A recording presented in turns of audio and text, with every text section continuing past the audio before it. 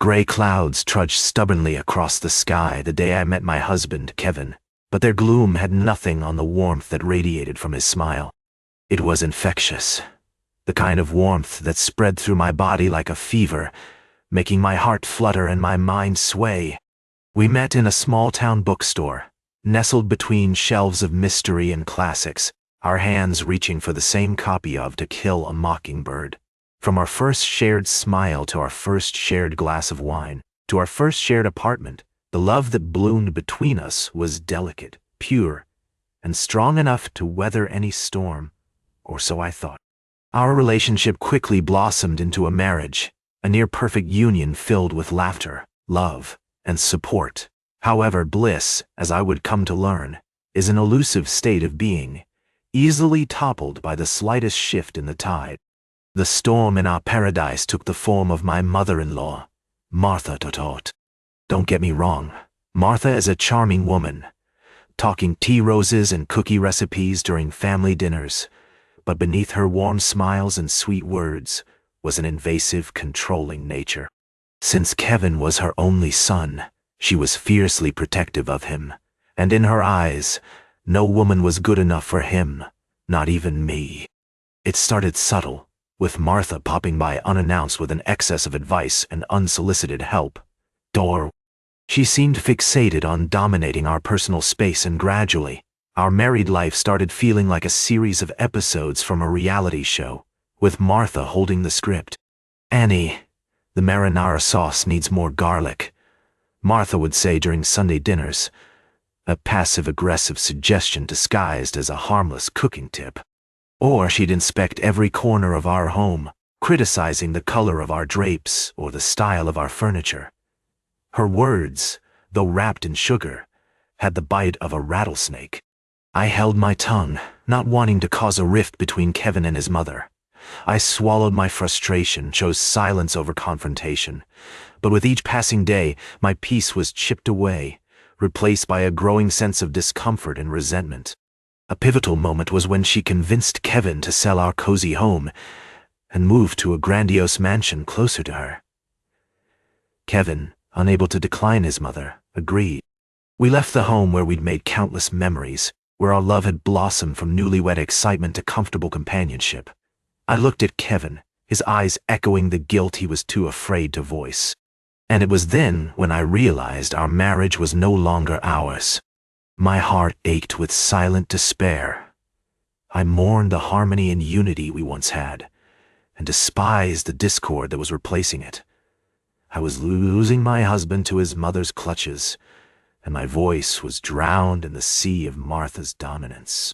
Desperate, I decided it was time to take control, time to reclaim the life that was so sweetly savored before Martha's intrusion.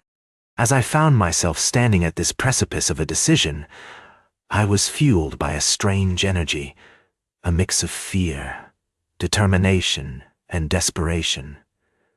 I began investigating Martha, hoping to expose her controlling tricks. Little did I know then, I was about to uncover a dark secret that would shake the very foundation of our lives, a secret that would forever change the relationship we all had with Martha. A secret that was about to cause a storm none of us was prepared for. Little did I know, this was just the beginning of the battle, a war for my marriage. There were countless times when my mother-in-law, Susan, interfered in our lives, but the major setup began during the first Thanksgiving my husband, Andrew, and I hosted. By that time, my husband and I had only been married for about 2 years. We were still in that blissful honeymoon phase. As I prepared the turkey and the rest of the meal, following recipes I'd learned from my own mother, I was nervous, yet excited to host our first family gathering. Everything was going perfectly until Susan waltzed in the kitchen, scrutinizing every little thing I was doing. "That's not how Andrew likes his stuffing, dear," she'd say, or, I always made him pumpkin pie, not pecan. My nerves heightened, but I plastered a smile on my face and nodded, trying to be the dutiful daughter-in-law. But the subtle jabs grew more frequent, more pointed. They soon weren't just about food or my cooking. They were about the house, The clothes I wore, the way I cleaned, how I spent my time. The criticism was relentless, and it ate away at my confidence bit by bit. Then one day, she took it a step too far, as I was clearing away the dinner dishes, and she leaned in to whisper into Andrew's ear. I was too far to hear, but I saw Andrew's previously calm face turn serious, brows furrowed, and his once light eyes darken. Whatever she had said, it was not good. Later that night, Andrew confronted me. "She said you're not happy with our life, that you're looking for more," he blurted out, his voice tight with tension I had never heard before. "Is that true?" The pain in his eyes cut me deep. I was shocked, hurt, and angry all at once. "Andrew, why would you believe that? I've never breathed a word of dissatisfaction about our life." "I love you, our life," I said, my voice trembling, tears welling up in my eyes. I told him how his mother had been making veiled criticism about me, how she had been projecting her insecurities and dissatisfaction on our marriage. But Andrew seemed torn. My words were true, but they were challenging the high pedestal he'd always put his mother on. The tension escalated between Andrew and me. Doubts crept into his voice whenever he talked about our future, our plans. His once comforting touch became reserved, his smiles less frequent. Our once peaceful home was now like a war zone, filled with silent battles and loud worries. It pained me to see our perfect marriage being sabotaged by his mother. But I wasn't going to let her win. I decided it was time to expose the woman behind the loving mother facade. The one thing that gave me hope was the fact that Andrew loved me, and I was confident that if I could make him see the truth, he would choose our marriage over his mother's manipulation. One day, I stumbled upon an old box filled with letters and photographs in our attic while I was cleaning. As I rifled through the letters, they revealed a side of Susan that Andrew wasn't aware of. The letters provided the much-needed evidence of her manipulative behavior towards her family for years. I knew I held in my hands a time bomb that had the potential to shatter Andrew's world, but I was prepared to ignite it if it meant saving our marriage. With a heavy heart, I decided to confront him with the truth about his mother. Little did I know my decision would take us down a road that would leave everyone in disbelief. As the tension in my marriage grew unbearable, I covertly embarked on an investigation into my mother-in-law's past.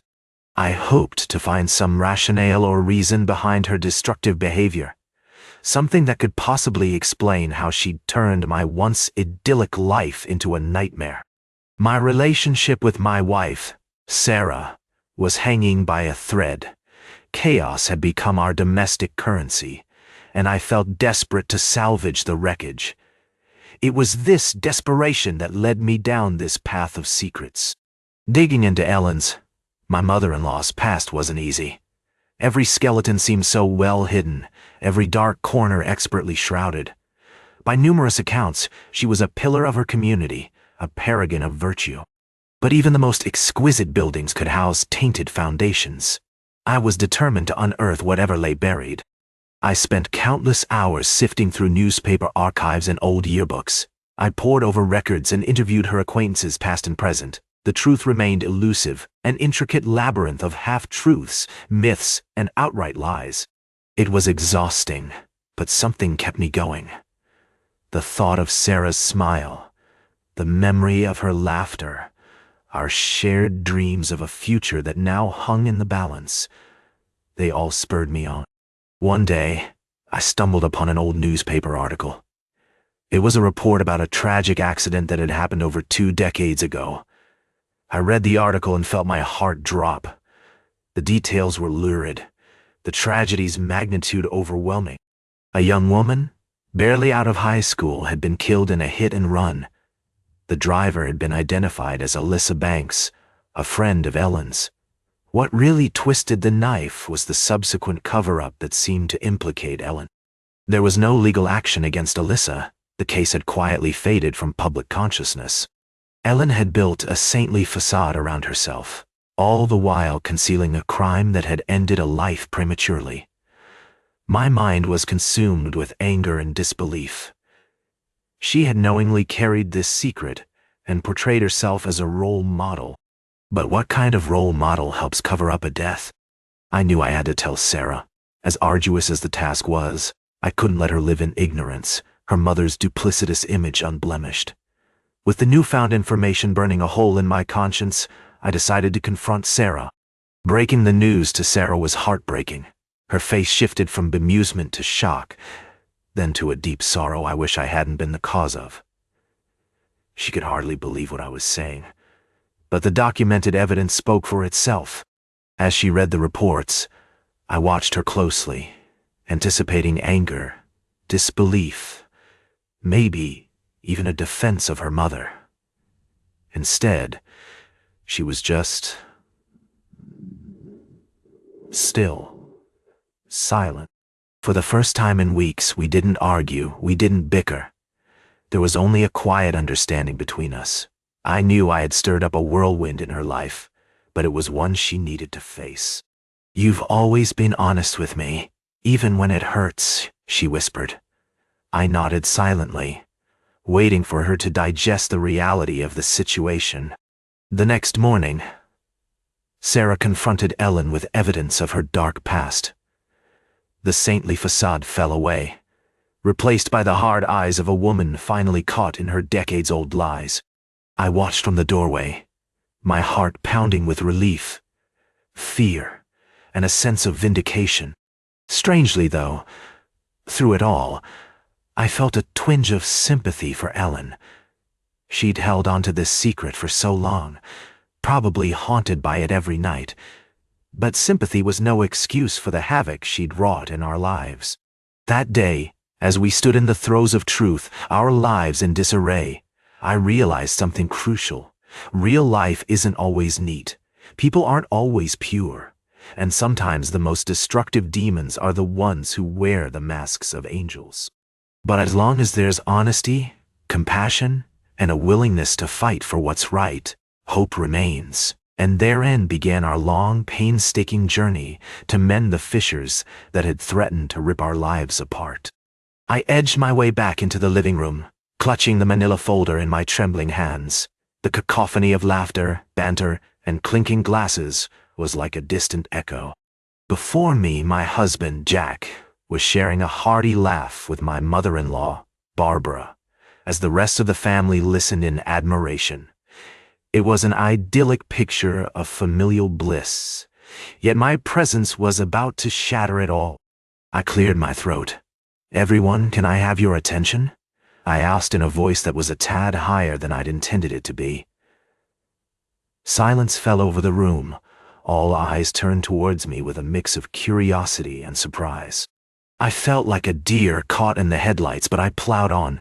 I've something to share," I mumbled, opening the folder and holding up a series of damning photos and letters, a chronicle of betrayal that I'd never expected to unfold.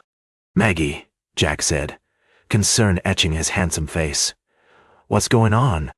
I took a deep breath. "This is about your mother, Jack." I glanced at Barbara, who was watching me, her smile frozen. "I found these letters. I flipped through them. They show a side of Barbara that we've all been oblivious to." Jack's confusion was mirrored by everyone in the room. I hesitated, but there was no going back now. The truth had to come out. Barbara has been interfering in our lives in a way we couldn't have imagined. She's been manipulating our relationship, pitting us against each other. The room fell silent as gravestones. All eyes were on Barbara, who remained frozen, her eyes locked onto mine. "Since I married Jack, Barbara has been pretending to be my friend, my confidante, even my mother figure, only to stab me in the back. She has been creating misunderstandings between Jack and me, hiding his letters when he was abroad, spreading rumors about us in the family, and worse." I paused, my voice choked with emotion.